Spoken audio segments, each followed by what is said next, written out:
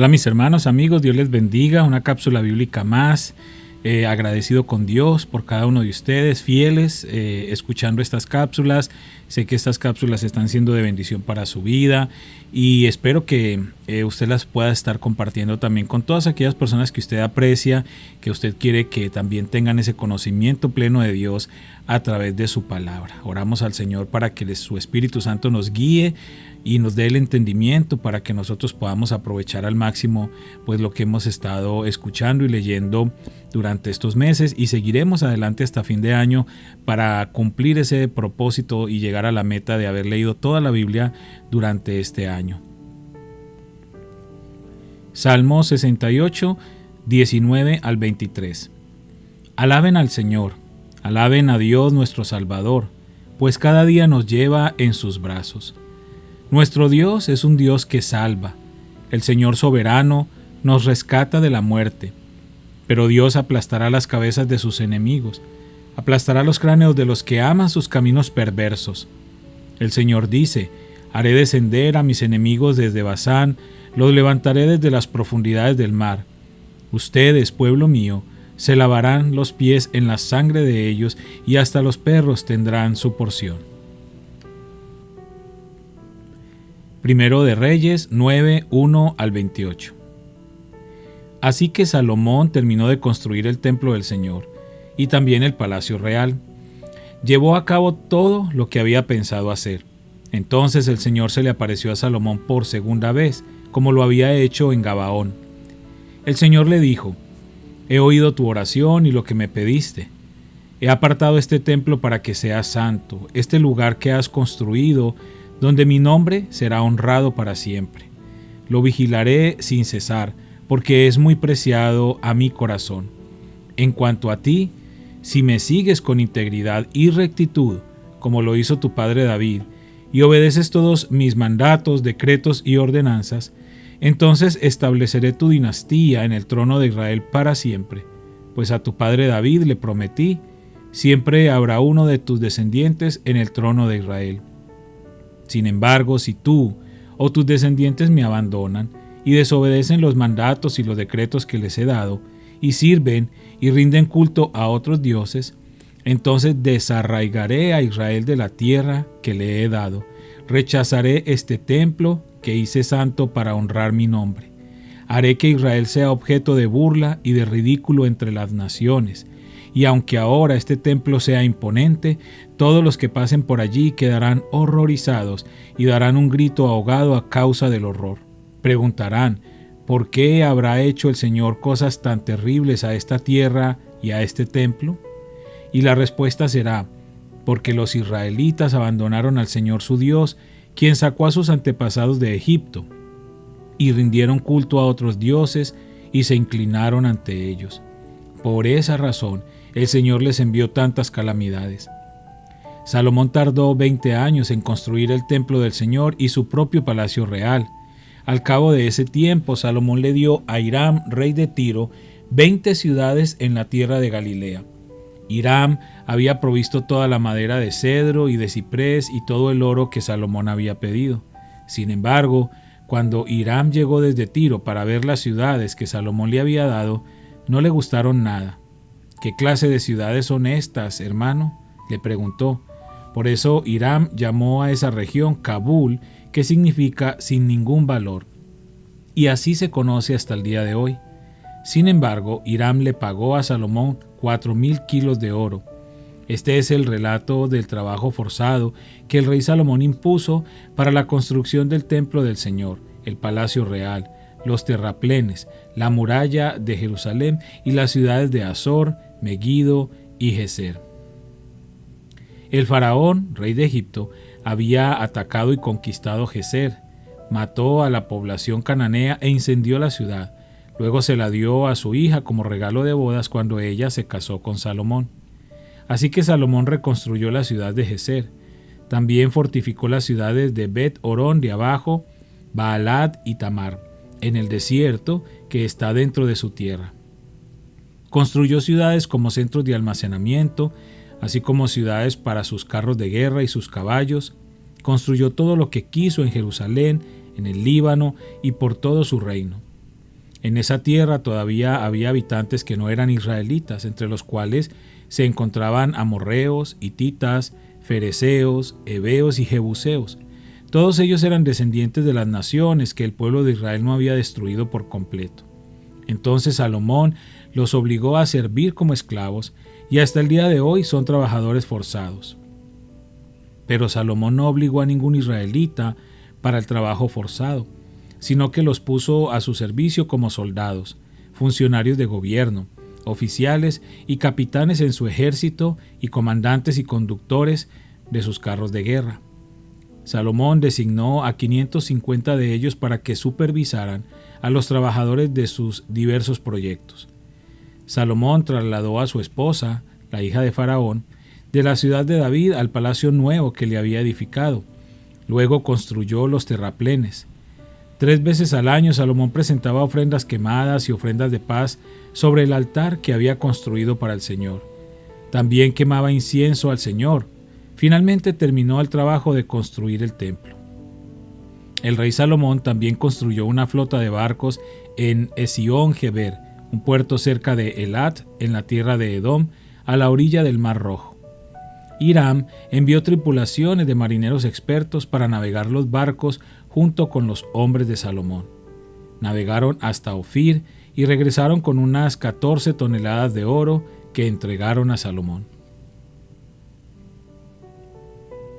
Primero de Reyes 10, 1 al 29. Cuando la reina de Saba se enteró de la fama de Salomón, fama que honraba el nombre del Señor, fue a visitarlo para ponerlo a prueba con preguntas difíciles. Llegó a Jerusalén con un gran séquito de asistentes y una enorme caravana de camellos cargados con especias, grandes cantidades de oro y piedras preciosas. Cuando se presentó ante Salomón, habló con él acerca de todo lo que ella tenía en mente. Salomón tenía respuestas para todas sus preguntas. Nada le resultaba demasiado difícil de explicar. Cuando la reina de Saba se dio cuenta de lo sabio que era Salomón y vio el palacio que él había construido, quedó atónita. También estaba asombrada por la comida que se servía en las mesas del rey, por la forma en que estaban organizados sus funcionarios y la ropa espléndida que usaban, por los coperos y por las ofrendas quemadas que ofrecía Salomón en el templo del Señor. Entonces la reina exclamó: «Todo lo que oí en mi país acerca de tus logros y de tu sabiduría es cierto. Yo no creía lo que se dijo hasta que llegué aquí y lo vi con mis propios ojos. De hecho, lo que había oído no refleja ni la mitad. Tu sabiduría y prosperidad superan ampliamente lo que me habían dicho. Qué feliz debe estar tu pueblo. Qué privilegio para tus funcionarios estar aquí en tu presencia día tras día, escuchando tu sabiduría. Alabado sea el Señor tu Dios, quien se deleita en ti y te ha puesto en el trono de Israel. Debido al amor eterno del Señor por Israel, Él te ha hecho rey para que puedas gobernar con justicia y rectitud». Luego le regaló al rey 4,000 kilos de oro, grandes cantidades de especias y de piedras preciosas. Nunca más entraron en el reino tantas especias como las que la reina de Saba le regaló al rey Salomón. Además, los barcos de Hiram trajeron oro desde Ofir y también abundantes cargamentos de madera de sándalo, rojo y piedras preciosas. Con el sándalo, el rey construyó barandas para el templo del Señor y para el palacio real, e hizo liras y arpas para los músicos. Nunca antes ni después hubo tanta cantidad de madera de sándalo. El rey Salomón le dio a la reina de Saba todo lo que ella pidió, además de todos los regalos de costumbre que ya le había entregado con tanta generosidad. Luego ella y todos sus acompañantes regresaron a su tierra. Cada año Salomón recibía unas 23 toneladas de oro, sin contar los ingresos adicionales que recibía de mercaderes y comerciantes, de todos los reyes de Arabia y de los gobernadores de la tierra. El rey Salomón fabricó 200 escudos grandes de oro labrado a martillo.